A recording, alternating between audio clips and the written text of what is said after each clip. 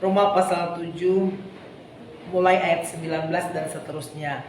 Demikian firman Tuhan, sebab bukan apa yang aku kehendaki yaitu yang baik yang aku perbuat, melainkan apa yang tidak aku kehendaki yaitu yang jahat yang aku perbuat. Jadi jika aku berbuat apa yang tidak aku kehendaki, maka bukan lagi aku yang memperbuatnya, tetapi dosa yang diam di dalam aku. Demikian aku dapati hukum ini, jika aku menghendaki berbuat apa yang baik, yang jahat itu ada padaku.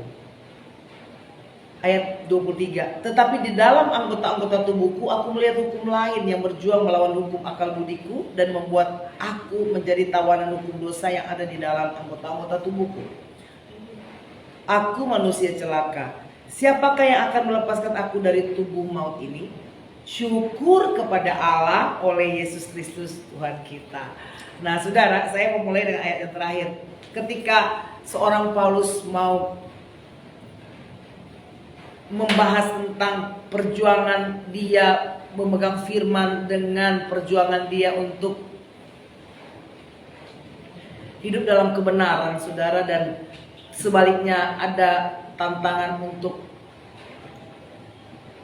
melakukan dosa dari tubuhnya. Saudara akan perhatikan di sini bahwa ternyata keadaan itu perjuangan demi perjuangan, saudara. Dan dia bersyukur, dia manusia celaka, manusia yang tidak ada sesuatu yang baik, ya sama seperti kita juga ya. Tidak bisa terlepas dari maut. Tetapi dia katakan syukur kepada Allah hanya bisa lepas oleh Yesus Kristus Tuhan kita. Jadi luar biasa saudara ya, kita bisa lepas dari kecenderungan anggota-anggota tubuh kita untuk melakukan kejahatan hanya di dalam nama Yesus. Ini firman Tuhan saudara ya, saya tetap pakai Alkitab kita bahwa syukur kepada Allah, manusia celaka kita dilepaskan dari tubuh maut hanya oleh Yesus Kristus Tuhan kita. Nah, ada keinginan dari Paulus dan setiap manusia yang sudah dibaharui, sudah dibaptis, sudah menerima Yesus, kerinduan, kehendak untuk melakukan yang baik. Ya, seperti yang saya bahas kemarin-kemarin. Anggota tubuh kita maunya sebenarnya kehendaknya baik, tetapi yang terjadi terbalik, yaitu melakukan yang tidak baik. Nah ini pun jelas ya diterangkan bahwa maunya apa yang baik, tetapi justru yang terjadi yang tidak baik. Terus gimana dong? Ya makanya tadi Paulus mengidentifikasikan dirinya bahwa dia manusia celaka. Berarti hanya di dalam Yesus lah, hanya dengan menerima Yesus dan mengandalkan Yesus, maka kita minta kuasa itulah yang mengalahkan kuasa dosa dalam tubuh kita. Ya, diulang-ulang oleh Paulus saudara, supaya kita mengerti bahwa hari demi hari hendaklah kita selalu berpadanan dengan firman supaya bisa mengalahkan keinginan-keinginan dosa yang berjuang melawan yang baik dalam tubuh kita, saudara. Ya. Makanya Paulus bisa mengatakan bahwa dirinya manusia celaka. Padahal dia sudah banyak melayani Tuhan, saudara. Tetapi ada aja perjuangan-perjuangan. Jadi kita harus berjuang sampai kita mati, saudara. Untuk hidup benar. Berjuang minta Tuhan. Kalau kita nggak bakalan bisa. Tetapi kalau Tuhan yang berkuasa dalam hidup kita, dia menuntun kita, dia Immanuel dalam hidup kita.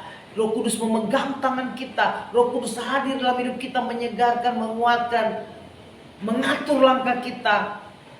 Maka kita akan bisa hidup benar. Caranya gimana? Ya tetap harus baca firman Tuhan. Banyak berdoa. Seperti saat ini saudara kan ditambahkan kesempatan lagi untuk berdoa. Selain doa pribadi, doa bersama kami tim tetaplah berdoa. Ya, semoga saudara punya semangat berdoa. Dengan saudara punya waktu berdoa dan berdoa, nggak mungkin berdoa berdosa. Tetapi kalau kau berdoa, pasti engkau akan meninggalkan dosa. Amen. Ya. Engkau menyembah Tuhan. Pikiranmu yang tadi agak mesum, pikiranmu tadi yang agak cabul, pikiran-pikiran jahat, negatif, mengasihani diri sendiri, semua yang negatif lah ya, yang buat merugikan diri sendiri maupun orang lain, itu diganti dengan sukacita karena menyembah Tuhan. Seperti tadi lagu, dan menikmati kemurahan Tuhan. Satu hal yang pemazmur rindukan, yaitu diam di rumah Tuhan, menikmati hadirat Tuhan. Indah sekali saudara. Coba saudara ambil waktu untuk menikmati hadirat Tuhan. Kami berdoa Tuhan mengendalikan semua. Kami berdoa juga Tuhan Yesus buat pemimpin-pemimpin organisasi internasional. Tuhan berkati mereka untuk bisa menentukan dan dipakai Tuhan. Demikian kami berdoa buat Indonesia. Tuhan berkati Presiden dan Wakil Presiden kami, Bapak Joko Widodo dan Bapak Maruf Amin, serta seluruh menteri, hakim, jaksa, dan setiap dirut BUMN dan semuanya Tuhan yang punya andil dalam menentukan akan aset-aset negara. Tuhan berkati dan kekayaan alam berkati. Demikian juga wakil rakyat, DPR MPR berkati, TNI Polri sebagai pengamanan. Tuhan berkati Bapak. Terima kasih Tuhan. Kami berdoa juga buat pemerintah daerah, gubernur, wakil gubernur, Tuhan berkati. Khusus kami berdoa Tuhan Yesus buat gubernur Jawa Barat, Tuhan juga berkati. Dan daerah Bekasi ini juga Tuhan berkati Bapak.